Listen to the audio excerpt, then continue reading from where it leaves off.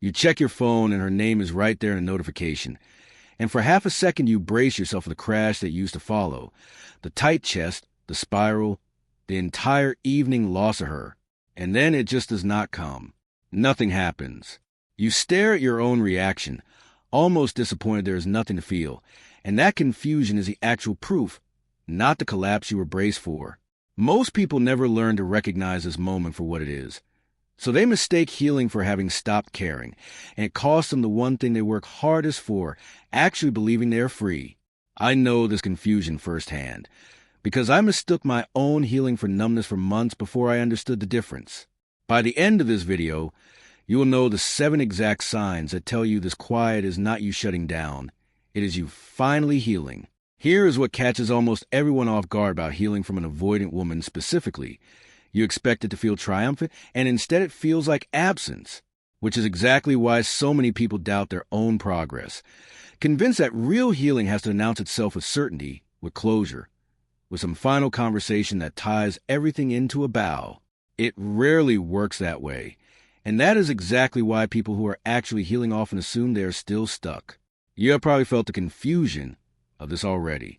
Maybe you noticed you went a full week without checking her page, and instead of feeling proud, you felt suspicious of yourself, wondering if you had simply stopped caring rather than started healing. Maybe you heard her name in a conversation with friends and felt your voice stay level, and it unsettled you more than it reassured you.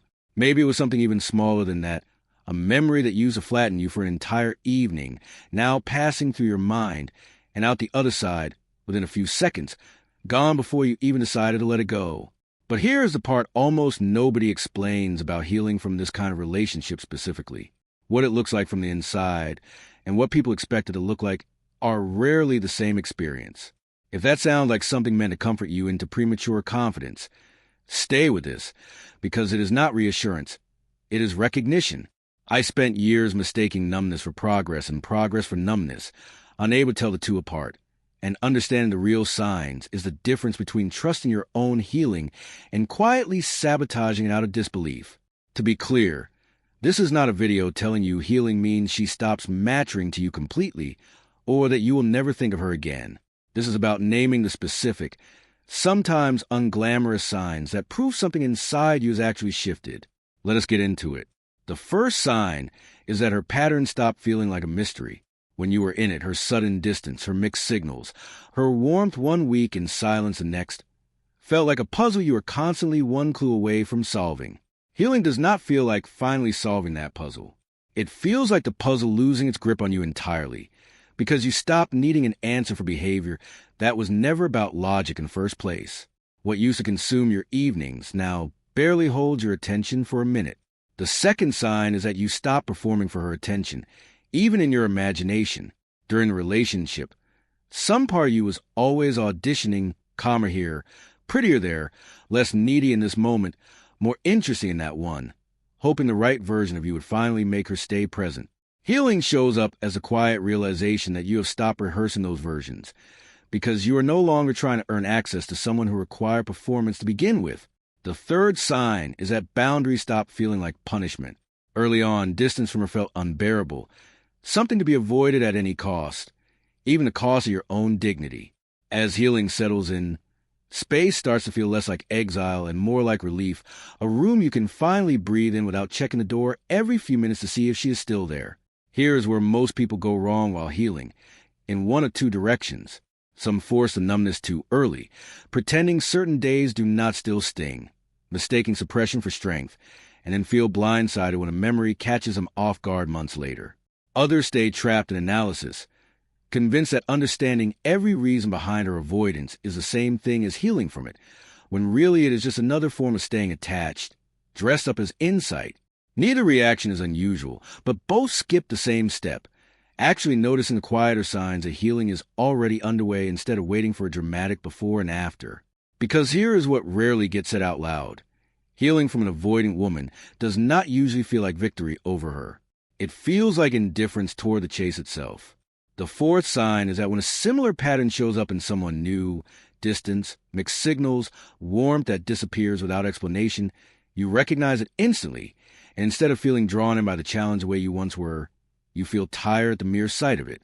The chase that used to feel like proof of connection now reads as an early warning sign. Picture that recognition up close. Someone new gives you the same intermittent attention, disappearing after closeness, reappearing right when you start to let go. In the past, this rhythm would have hooked you completely, convinced you that consistency was coming right around the corner. Now it registers immediately for what it is, a familiar pattern rather than a personal challenge to conquer. The fifth sign is quieter and easy to miss. Calm starts to feel attractive instead of boring. For a long time, steadiness in another person might have felt flat compared to highs and lows she offered, the same nervous system that adapted to unpredictability, mistaking peace for a lack of chemistry. Healing shows up as calm beginning to feel like safety instead of monotony, something your body starts to prefer rather than tolerate. There's also a deeper dynamic worth naming here. Healing from this kind of relationship rarely means you forget her, or that certain days will not still carry an ache. It is closer to a wound that is finally closed enough to stop reopening at every reminder, even though the scar remains part of your history. That is why the sixth sign often surprises people most. You can think of specific memories with her, even good ones, without those memories pulling you backward into wanting to return. Both the affection and the distance can be true at once, and neither one cancels the other out, which brings up the real question underneath all of this. Not, do I still think about her, but does thinking about her still control anything in my life right now? Because there's a version of healing that is genuinely complete, one where you can acknowledge what was real in the relationship without needing it to resume, and hold what was damaging without needing to punish yourself further for having stayed as long as you did. That version takes real time, real self-honesty, and it rarely happens by accident. The seventh sign is the clearest one, and often the last to arrive. You stop needing her to confirm your worth, either by winning her back or by needing her to regret losing you. Early on, so much of the pain came from wanting proof. Proof that you mattered, proof that the connection was as real to her as it was to you. Healing shows up as that need quietly dissolving, replaced by a steadiness that does not require her agreement to feel complete. Here is what matters most if you are somewhere in the middle of this process right now. These seven signs are not proof that the relationship never meant anything, and they are not proof that you are cold now either. They are proof that your nervous system finally learned the difference between peace and loss, something it could not tell apart while you were still inside the chaos. You did not heal by forgetting her. You healed by no longer needing her version of you to feel whole. So there are two honest paths forward from here, and neither one requires you to erase what happened to walk them. If you notice most of these signs already, the honest path is not guilt for feeling calm, and it is not suspicion toward your own progress. It is trusting that quiet does not mean you love her less. It means you finally stop confusing intensity with love. If you notice only a few of these signs so far, the honest path is not forcing the rest to arrive faster. It is continuing to notice small shifts as they show up, without needing every sign to appear at once before you believe healing is real.